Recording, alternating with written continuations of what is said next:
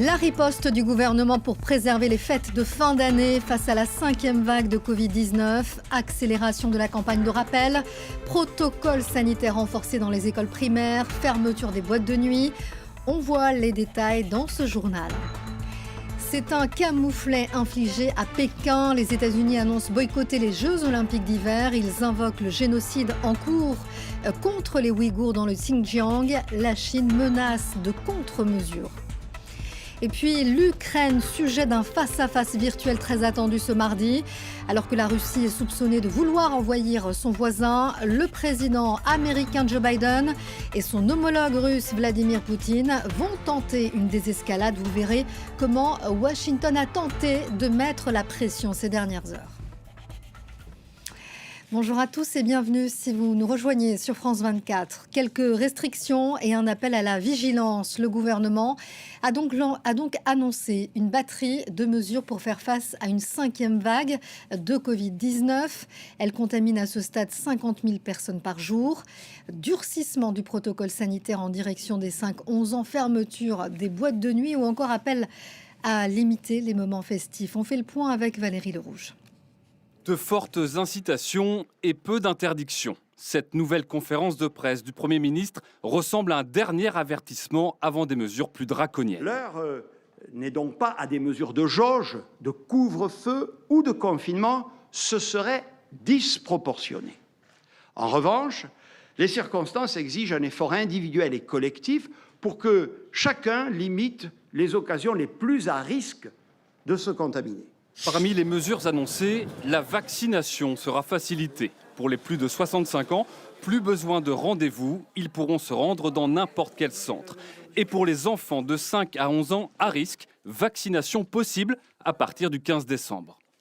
Dans les écoles primaires, le niveau de protocole est relevé de 2 à 3, donc le port du masque sera aussi obligatoire dans les cours de récréation dès jeudi et les activités sportives limitées en intérieur. Autre incitation, le télétravail. Le gouvernement demande aux entreprises où c'est possible 2 à 3 jours par semaine. Sinon, cela pourrait passer par une obligation. Il va falloir lever le pied sur les moments festifs. Jean Castex demande de limiter les pots en entreprise, les crémaillères et événements de fin d'année. Et ce sera plus radical pour les discothèques. Elles fermeront vendredi pour 4 semaines car c'est un lieu de forte propagation. Dès demain, une concertation commencera avec le ministère de l'économie sur les aides à apporter aux secteurs les plus touchés. Aux États-Unis, c'est sans doute sa dernière mesure avant de passer la main à la fin de l'année. Le maire de New York a pris les devants alors que la mesure patine au niveau national. Bill de Blasio annonce que tous les employés du secteur privé seront soumis à l'obligation vaccinale dès le 27 décembre. Plus de 180 000 entreprises et commerces sont concernés. Dans le reste de l'actualité, ce devait être une vitrine planétaire pour la Chine. Les Américains viennent déjà de ternir le tableau de la fête olympique. Ils annoncent boycotter les JO d'hiver de Pékin, un boycott qui sera diplomatique mais pas sportif. La Maison-Blanche justifie son choix en raison du génocide et des crimes contre l'humanité en cours au Xinjiang. Bilal Tarabeh. Après des mois de réflexion, la Maison-Blanche annonce qu'elle enverra bien des athlètes aux Jeux Olympiques de Pékin, mais aucun représentant politique. Raison de ce boycott diplomatique américain, le génocide en cours contre les Ouïghours au Xinjiang. Une représentation diplomatique ou officielle des États-Unis traiterait ces Jeux comme si de rien n'était, malgré les violations flagrantes des droits humains et les atrocités commises au Xinjiang. Et nous ne pouvons tout simplement pas faire ça. Plus tôt dans la journée, anticipant cette décision américaine, Pékin a promis des contre-mesures. Ce que la partie américaine devrait faire, c'est corriger son attitude, s'abstenir de politiser le sport et cesser de jouer le soi-disant boycott diplomatique des Jeux Olympiques d'hiver de Pékin. Si la partie américaine est déterminée à suivre sa propre voie, la Chine prendra des contre-mesures fermes. L'administration Biden s'est donc finalement rangée derrière l'avis du comité olympique américain qui était contre un boycott total des Jeux après des mois de pandémie. Le comité international olympique, lui, dit respecter la décision des États-Unis. Le CIO a répété plusieurs fois qu'il ne voulait pas priver des sportifs du rendez-vous olympique pour des raisons politiques, Mais l'instance fait l'objet de critiques récentes. Le CIO a été accusé de ménager Pékin dans l'affaire de la disparition de la joueuse internationale de tennis chinoise, Peng Shuai. La Chine qui fait déjà face aussi à un boycott sanitaire. La Nouvelle-Zélande n'enverra pas non plus de représentants à Pékin. Annonce du vice-premier ministre qui cite la pandémie comme motif ici de cette décision. On en vient à cette conversation sur l'Ukraine très attendue ce mardi. Le président Joe Biden échangera avec Vladimir Poutine lors d'un entretien virtuel. Le président russe est accusé de vouloir envahir son voisin. Menace de sanctions sans précédent. Appel téléphonique aux alliés européens. Ces dernières heures, les Américains ont fait monter la pression. Les Ukrainiens, eux, vous allez le voir, se préparent au pire. Cyrine Bey. Gonfler le moral de ses troupes, c'est dans cette optique que le président ukrainien s'est rendu sur la ligne de front face aux séparatistes pro-russes dans la région de Donetsk, à un moment où les relations ne cessent de se dégrader avec Moscou.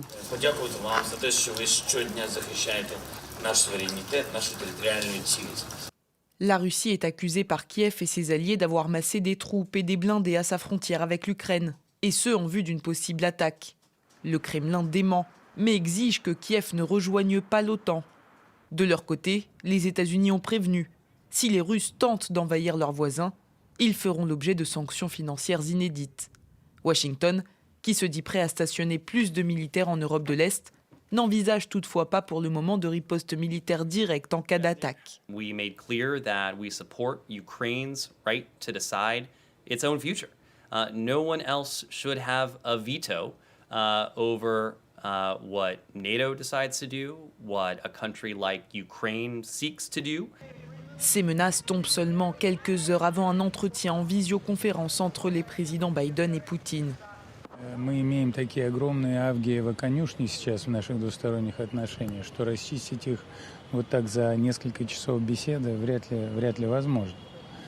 И поэтому давайте хотя бы надеяться на то, что лидерам удастся донести обеспокоенности друг для друга, четко сформулировать друг другу обеспокоенности и ответить на это.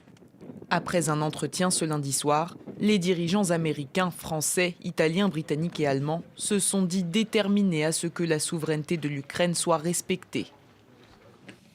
Direction l'Afrique, 7e édition du Forum de Dakar sur la paix et la sécurité sur le continent. L'occasion pour de nombreux chefs d'État de faire le bilan des opérations militaires face à la menace djihadiste. Les résultats ne sont pas à la hauteur des attentes, a regretté le président sénégalais Macky Sall. Au cœur des discussions également, le développement mais aussi la pandémie. Les précisions de l'envoyé spécial de France 24 à Dakar, Marc Perelman.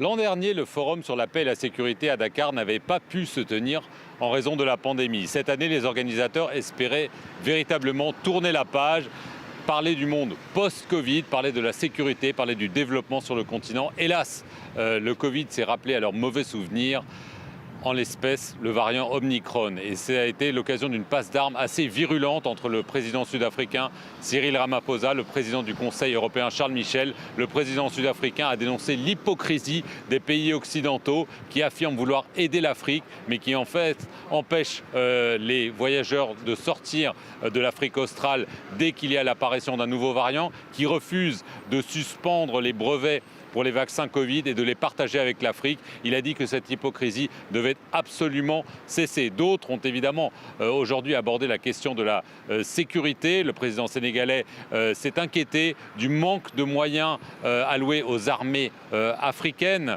Le président du Niger a décrit par le menu la façon dont les djihadistes arrivaient à s'incruster dans la fabrique sociale du pays. Et le président de la Commission de l'Union africaine, Moussa Faki Mahamat, a affirmé que l'heure était grave, très grave, parce que l'Afrique est victime du terrorisme, est victime de déstabilisation, mais est aussi victime d'un recul démocratique. Les coups d'État se multiplient et il a affirmé qu'il était temps pour les Africains de se poser une question simple, mais difficile. Pourquoi ?